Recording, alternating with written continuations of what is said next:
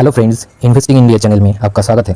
अगर आप पहली बार विजिट किया है जरूर चैनल को सब्सक्राइब कर लेना, साथ में बेल आइकन को सिलेक्ट करके ऑल जरूर सिलेक्ट कर लेना। चलिए शुरू करते हैं आज का वीडियो। आज हम डिस्कशन करेंगे एक माइक्रो कैप कंपनी के बारे में जो मल्टीबैगर रिटर्न जनरेट करके दिया है और आगे भी दे सकता है, ऐसा ये पोटेंशियलिटी रखता है। चलिए पहले नाम देख लेते हैं। तो आपको नाम दिखाई दे रहा है, कंपनी का नाम है ब्लैक रोज इंडस्ट्रीज लिमिटेड। ये सिर्फ बॉम्बे स्टॉक एक्सचेंज में ही आपको मिलेगा। तो आज के दिन आप देखिए 180 रुपीज़ पे ये ट्रेड कर रहा है, करीब 0.78% अप चल रहा है। अगर आप इसका 2022 का रिटर्न देखेंगे तो आपको दिखाई देगा करीब 19% डाउन है। अगर आप इसका एक साल का रिटर्न देखेंगे तो आपको दिखाई देगा करीब 11% डाउन है।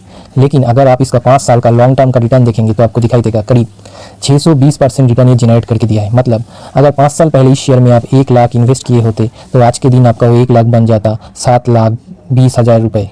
तो मतलब आप समझ पा रहे कितना बड़ा मल्टीबैगर ये शेयर है। तो आप अभी मार्केट कैप देखिए, ओनली 916 करोड़ का मार्केट कैप है। तो ये एक माइक्रो कैप कंपनी है। स्टॉक पी देखिए 28 का चल रहा है, डिसेंट है।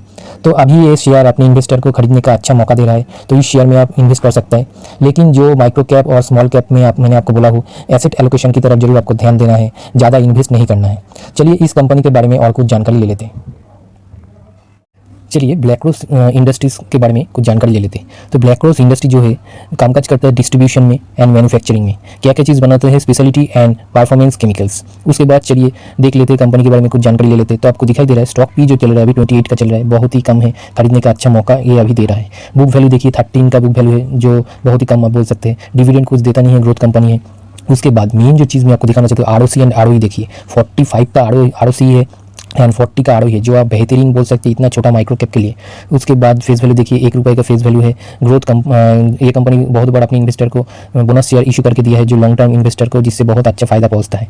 उसके बाद चलिए जो मेन चीज़ मैं आपको दिखाना चाहती हूँ वो है कंपनी का सेल्स डेटा। तो पहले चलिए क्वार्टर वाइज सेल्स का डेटा देख लेते हैं। तो आप देखिए सितंबर 2021 में सेल्स था 126 करोड़, दिसंबर में हुआ 128 करोड़ और मार्च 2022 में हुआ 134 करोड़। तो आप देखिए हर एक क्वार्टर में सेल्स जो है इंक्रीज ही हो रहा है।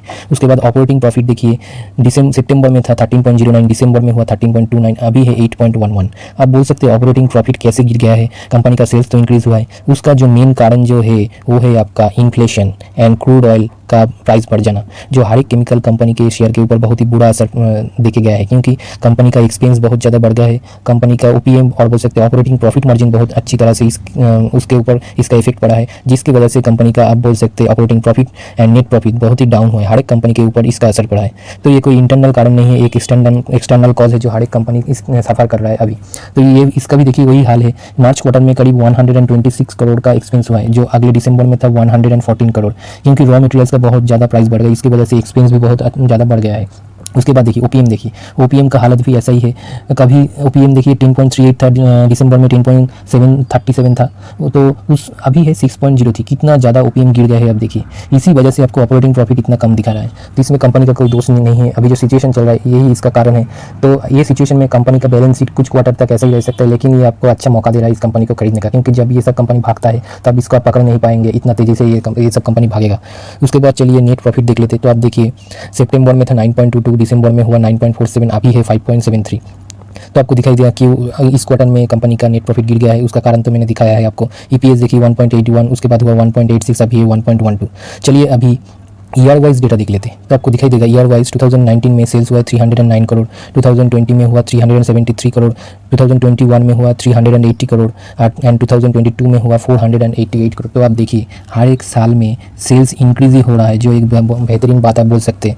उसके बाद ऑपरेटिंग प्रॉफिट देखिए, मार्च 2029 में था 24 करोड़, 2020 में हुआ 33 करोड़, उसके बाद 2021 में हुआ 40 करोड़, अभी है 45 करोड़। तो आप देखिए हर एक साल में ऑपरेटिंग प्रॉफिट बढ़ ही रहा है, घट नहीं रहा है। और ओपीएम देखिए 8, 9, 11 तक कंपनी ने अपने ओपीएम को बढ़ा लिया था, लेकिन अभी जो सिचुएशन है उसकी वजह से कंपनी के ओपीएम के ऊपर असर पड़ा है, अभी है 9% का। उसके बाद चलिए नेट प्रॉफिट देख लेते हैं। तो आपको दिखाई देगा नेट प्रॉफिट जो है 14 करोड़, उसके बाद 21 करोड़, उसके बाद 27 करोड़, उसके बाद देखिए 32 करोड़। तो नेट प्रॉफिट देखिए हर एक साल नेट प्रॉफिट कंपनी का इंक्रीज हो रहा है। उसकी वजह से देखिए ईपीएस भी बढ़ रहा है, 2.72 था, उसके बाद हुआ 4.05, उसके बाद हुआ 5.38, अभी है 6.25। उसके बाद चलिए कंपनी का सेल्स ग्रोथ देख लेते हैं। तो आपको दिखाई देगा 10 ईयर में कंपाउंडिंग सेल्स ग्रोथ है, करीब 18% सीएजीआर से कंपनी ने ग्रो किया है, और इस ईयर में है 28%, जो अच्छी आप बोल सकते हैं। उसके बाद कंपनी का प्रॉफिट ग्रोथ देख लेते हैं। प्रॉफिट ग्रोथ देखिए 67% सीएजीआर से कंपनी का प्रॉफिट ग्रो हुआ है, और इस ईयर में हुआ 16%। और उसके बाद चलिए कंपनी का स्टॉक प्राइस CAGR देख लेते हैं। तो आपको दिखाई देगा 40% CAGR से कंपनी ने अपने इन्वेस्टर को रिटर्न जनरेट करके दिया है 10 ईयर में, और इस ईयर में ही -8%। अगर ये -8% ना होके 30% भी होता तो ये जो रिटर्न होता है वो आपका 40 नहीं 50% दिखाता जो पहले था। समझ गए आप? तो ये कितना बड़ा एक मल्टीबैगर रिटर्न है जनरेट करके दिया है और बाद में भी जनरेट करके दे सकता है, तो इसको आप छोड़ना नहीं। उसके बाद चलिए कंपनी का शेयर होल्डिंग पैटर्न देख लेते हैं। आप देखिए प्रोमोटर के पास 75% स्टेक है और 1% भी स्टेक प्रोमोटर ने सेल नहीं किया है। इससे दर्शाता है कितना भरोसा है प्रोमोटर को अपने खुद की कंपनी के ऊपर। उसके बाद FIS का स्टेक देखिए 0.6%। अभी बहुत ही छोटा कंपनी है, मार्केट में ज़्यादा शेयर अवेलेबल नहीं है। FIS धीरे धीरे इसमें घुस रहा है, अभी छोटा कंपनी है, जब थोड़ा बड़ा हो जाएगा तब FIS एंड DIS भी इसमें स्टेक बनाएगा। आप धीरे धीरे करके इसमें स्टेक बनाइए। पब्लिक का देखिए 24.94% स्टेक है जो अभी इंटैक्ट है। चलिए अभी शेयर का टेक्निकल एनालिसिस कर लेते हैं और देख लेते हैं कौन कौन प्राइस में इसको बाई करना अच्छा रहेगा। चलिए ब्लैक रोज इंडस्ट्रीज का टेक्निकल एनालिसिस कर लेते हैं। तो आपको दिखाई दे रहा है अभी ये शेयर 180 रुपीज़ पे ट्रेड कर रहा है। इधर आप देखिए 165 रुपीज़ पे इसका एक सपोर्ट है। उसके बाद जो सपोर्ट आपको दिखाई देगा वो सपोर्ट है करीब आपको 140 रुपीज़ पे। उससे आगे एक सपोर्ट है लेकिन वो बहुत ही छोटा एक सपोर्ट है 155, उसको आप छोड़ ही दीजिए। ये जो दो सपोर्ट मैंने आपको बोल दिया हो 165 एंड 140, ये दो सपोर्ट में आप इस शेयर को कुछ कुछ करके बाई कर सकते हैं एंड लॉन्ग टर्म के लिए अपने पोर्टफोलियो में रख सकते हैं। 140 तक ये जाएगा क्या नहीं जाएगा मालूम नहीं, लेकिन 165 तक ये जा सकता है। अभी जो प्राइस चल रहा है ये प्राइस भी अच्छा प्राइस है। इस प्राइस में भी आप अगर चाहे कुछ शेयर ले सकते हैं जिसके पास एक भी शेयर नहीं है, क्योंकि आपको दिखाई देगा RSI जो चल रहा है 48 का चल रहा है, तो इस प्राइस में भी कुछ शेयर लेना बनता है। लेकिन मेन जो आप टारगेट रखिए वो रखे 165 का, उसके बाद 140 का। ये दो प्राइस में आप इस शेयर को एक्यूमुलेट कीजिए एंड लॉन्ग टर्म के लिए अपने पोर्टफोलियो में रख सकते हैं। लेकिन जो मेन चीज़ मैं आपको बोलना चाहती हूँ, इस शेयर में आप ज़्यादा से ज़्यादा 20K तक ही इन्वेस्ट करें, उससे ज़्यादा इसमें इन्वेस्ट मत करिए। ये एक माइक्रो कैप कंपनी है, छोटा कंपनी है, छोटा कंपनी में छोटा ही इन्वेस्ट करा जाता है। छोटा अमाउंट ही बहुत बड़ा लाखों करोड़ों अमाउंट बन सकता है अगर वो कंपनी माइक्रो से स्मॉल, स्मॉल से मीडियम, मीडियम से लार्ज कैप बन जाए। ये आप सोच के चलिए। अब अगर आप ज़्यादा बड़ा अमाउंट डाल देंगे ज़्यादा लालच में तो आपका वो अमाउंट जीरो भी हो सकता है, क्योंकि हर एक माइक्रो कैप चलता नहीं है। ये चीज़ आपको याद करके चलना चाहिए।